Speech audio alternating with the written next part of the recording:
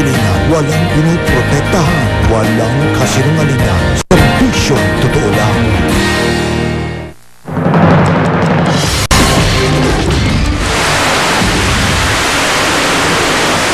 Super Typhoon 1, papalabas na ng bansa, pero nag-iwan ng di bababa sa 10 patay at mahigit 1 bilyong pisong pinsala sa mga palayan. Malalakas na hangin, nagpabagsak ng mga puno't poste, mga bubungan, nilipad. Supply ng kuryente at mga linya ng komunikasyon sa mga binayong rehiyon. Binabagsak din ng super bagyo. Sa Pangasinan, ang aktwal na pagsagip sa mag-asawang na stranded sa palaistaan dahil sa pag-apaw ng Agno River. Mga taga Isabela, hinatira ng tulong ng GMA Kapuso Foundation. Mismong GMA Kapuso team na stranded. Halos buong lalawigan ng La Union nawala ng kuryente dahil sa pagbagsak ng mga poste. Mga magulang at guro dismayado sa nahuli umanong kanselasyon ng klase sa Metro Manila. Pero mga bata, nag-iwang!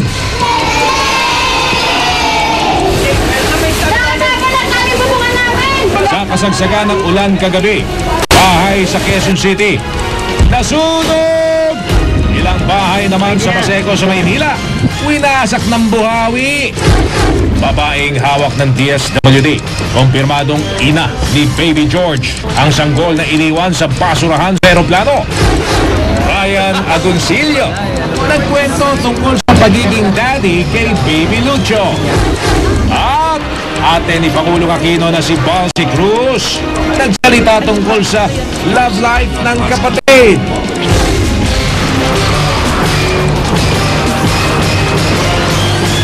Mula sa GMA Network Center, narito si Mike Enriquez. Ito ang 24 oras.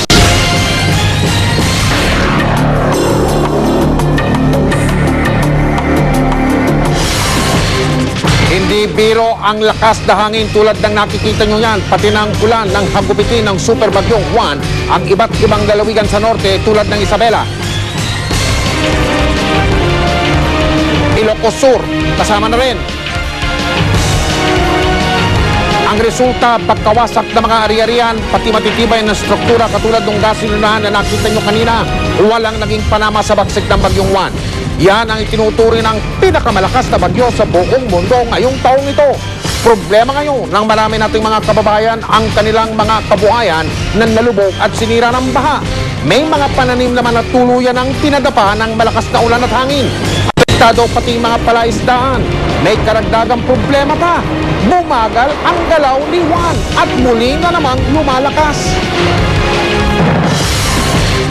Magandang gabi po. Buong puwersa pa rin ang pagtutok ng GMA News and Public Affairs sa pinsalang dinudulot pa rin ng Super Bagyong Juan. Nakatutok sa lalawigan ng Isabela, si Mark Salazar. Nasa Cagayan, si Marisol Abduraman. Uulat si Mark Zambrano mula sa Ilocos Sur.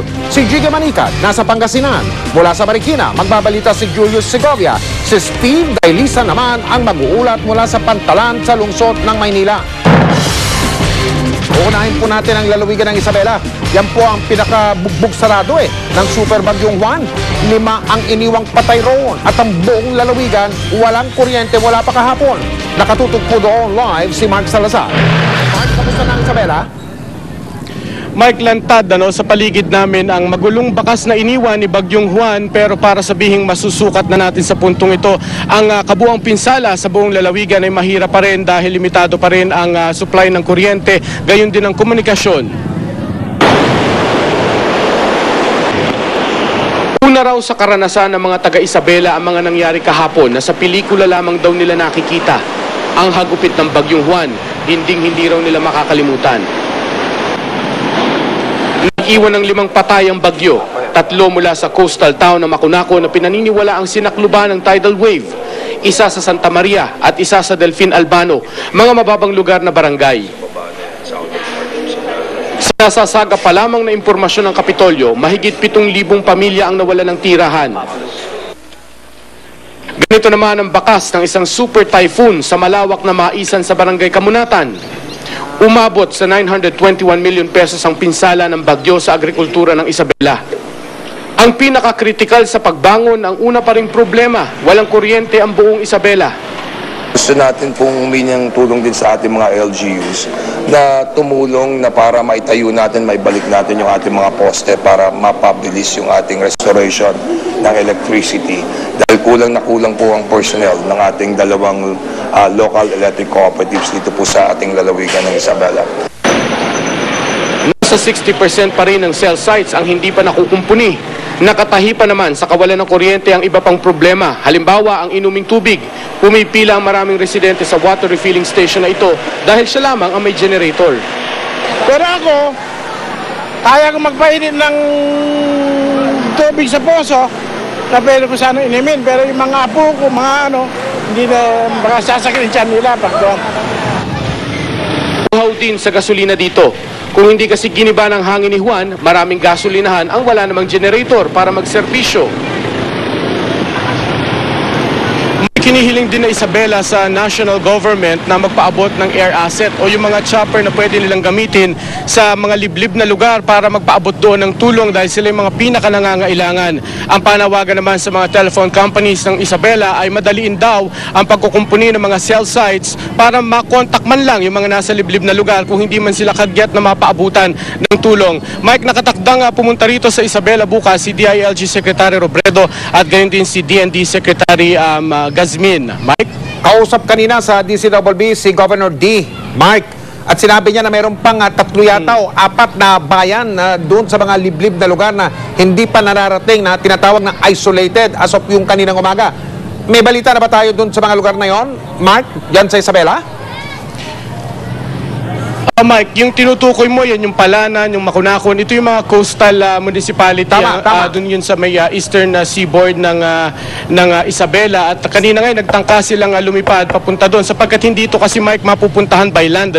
Dahil ang talagang daan ito ay kailangang umikot ka pa ng Aurora at dadaan ka sa mga daan na medyo puno na nga ng harang sa ngayon. Kanina, nagtangka sila pero hindi nga dumating yung air asset galing sa Maynila. Kaya ipagpapabukas daw ito, Mike. Susubukan nila magdala ron ng tulong. Meron na bang mga nakakarating dyan na mga binanggit pong mga pangunahing pangangailangan na unti-unti nang nawawala tulad ng tubig tsaka ng gasolina, Mark? May mga dumating ditong tulong kagaya nung mula sa Kapuso Foundation. Ito yung mga pakipakete ng pagkain. Pero yung talagang tubig na sasabihin mo na pang-araw-araw nilang kakailanganin, of course, ito yung mga drinking water, kailangan talagang kumpinahin dito kasi yung kuryente para talagang yung purification ng tubig ay muling gumana at para masuplayan yung buong populasyon ng probinsya. Yan yung sa puntong ito ay wala pa, kaya napakahalaga, Mike, na unang kumpunuhin dito ay yung kanilang kuryente. Okay na panahon dyan, mukhang wala ng hangin at ulan dyan sa kinalalagyan mo, Mark. Wala na, ganito na, Mike, dito maghapon, kanina umaraw na rin. Bagamat may mga punto ng oras na maula pa rin pero hindi na umulan sa maghapon na ito, Mike. Maraming salamat, Mark Salazar. Problema rin ang kawalan ng kuryente at mga nasirang palayan sa lalawigan ng Cagayan. Nandoon po live si Marisol Abduraman. Marisol, kamusta ang Cagayan? May isang araw nga matapos manalas ito suwan dito sa Cagayan, problema pa rin ang kuryente sa ilang bayan dito, kabilang na nga dyan ang Santa Ana kung saan tayo naroon. Paminsan-minsan nagkakaroon din ng problema sa komunikasyon at maraming kabuhayan at mga ari-arian ang napinsala. Isa ang Santa Ana sa mga bayan dito sa Cagayan na binayo ng husto ng Bagyong Juan. Sa sobrang lakas ng ulan, nag-zero visibility pa ang mga daan. Dahil walang kuryente, sa Gasera umasa ang mga evacuee. Paghupa ng bagyo, kitang-kita ang pinsala nito. Namumroblema ang mangingisdang ito sa barangay Santa Cruz. Di muna kasi siya agad makakapamalaot matapos masira ang katig ng bangka. Inabutan siguro ng malakas na hangin. Tuwang-tuwa naman ang ilang bata na nagtampisaw sa basketball courts na nagmistulang swimming pool. Di alintana ang sakit na posibleng makuha. Nang bahagya namang sumilip ang haring araw, sinamantala ng ilang residente ang paglilinis ng kanilang mga bakuran sa bayan ng Gonzaga. Labis ang panghihinayang na magsasakang si Orlando Blanza sa nangyari sa kanyang palayan. Wala kasi siyang naisalbang paninmo na palay na maganda pa man din daw sana ang butil at nakatakda na sanang anihin. Hindi kayo nakapag-ano ng maaga, kuya. Para sana hindi na inabot ng bagyo. Ito kasi panahon, hindi naman tayong kuwan. Expected na ganito ang kuwan. Dahil dati hindi naman ganito. Kaya kahit masama pang panahon, pinaani na niya ang palayan bilang paghahanda sa kanyang mga bagong pananim. Ayon sa lokal na pamahalaan, mahigit 6 na milyong piso ang nasira sa agrikultura bunsod ng Bagyong Juan. Lubog sa tubig ang ekta-ektaryang palayan. Naging erratic ang weather condition dito, kaya yun, parang sugal na lang ginagawa ng mga magsaka natin. Kaya nga inaayos namin lang mga planting calendars. Maraming bahay ang nawasak. Di rin nakaligtas sa bagsik ni Juan ang eskwelang ito sa Barangay Caruan na nawala ng bubong matapos tangayin ng hangin. Mahigit sa mga oras na ito, masasabi nating maayos na umaliwalas na ang lagay ng panahon kung ikukumpara ito kahapon. Gayunpaman, nakaranas pa rin tayo maghapon dito ng panakanakang pag-ulan na may kasama pa rin pabugso-bugsong hangin. Mike? Ay, mabuti naman at umiigin ang panahon dyan. Maraming salamat, Marisol Abduraman. Ekta-ektaryang sakahan at palaisdaan ang nasira rin sa bayan ng Candon. Lalawigan naman po tayo ngayon ng Ilocos Sur. Sa mga sandaling ito, hindi pa rin po malaman ng mga tiga roon kung paano sila babangon. Nakatutok doon live si Mark Zambrano. Mark, kamusta ang mga kapuso natin dyan sa Ilocos Sur? Mike, dahil nga sa sama ng panahon na dala ng Bagyong Juan dito sa Ilocos Region, napinsala ang ilang sakahan at isdaan sa lungsod ng Candon. Nasira ang mga fish pen sa kabaan ng ilog sa barangay Paypayad. Tinamaan din ng sakit ang mga samaral, bangus at siganid na dapat sana'y magiging supply at ibebenta para sa Pasko. Bawat piraso ng samaral na ganito kalaki ay nagkakahalaga sa pagitan ng 13 hanggang 15 pesos bawat piraso. Kaya sa tansya dito ng Provincial Disaster Coordinating Council, halos 3 milyong piso ang nawala sa fish kill ng isdang ito. Sana kayo kasi sa madaling araw pa lang. Ang fish pen owner na si Rick Verbano, aminadong hindi na alam kung paano babawiin ang puhunan. To be honest, talagang gawan na kami, dapa na kami. Kasi lahat na ng isda namin, malalaki, maliliit, todas na eh. Kita nyo naman yung laman na lang nung kwan kanina, yun na lang, natitira. Bukod sa isdaan, matindi rin ang epekto ng Bagyong Juan sa mga sakahan. Mahigit 50 hektaryang sakahan sa Barangay Salvador at Barangay Langlangka ang nasira. Lubog sa tubig at nakadapa ng ilan sa mga tanim. Magsasakang si Mariano Novida, naging maagap. Dito tatama. Ba inanin niyo bago pumasok yung bagyo? O yung mga ganito na ito kasi hindi pa na. Kasi nagulan, hindi mi na ma-harvest ngayon. Well, yung DSWD namin at they are compiling yung mga materials for their houses that suffered yung pagkakaroon ng so yun pa lang ang pero we're trying to now disseminate and distribute whatever needs they want today. Mike, ngayong araw nito ay naibalik na ang supply ng kuryente sa buong lungsod ng Candon. Maayos na rin ang linya ng komunikasyon sa buong lungsod. Mike? Maraming salamat, Mark Zambrano.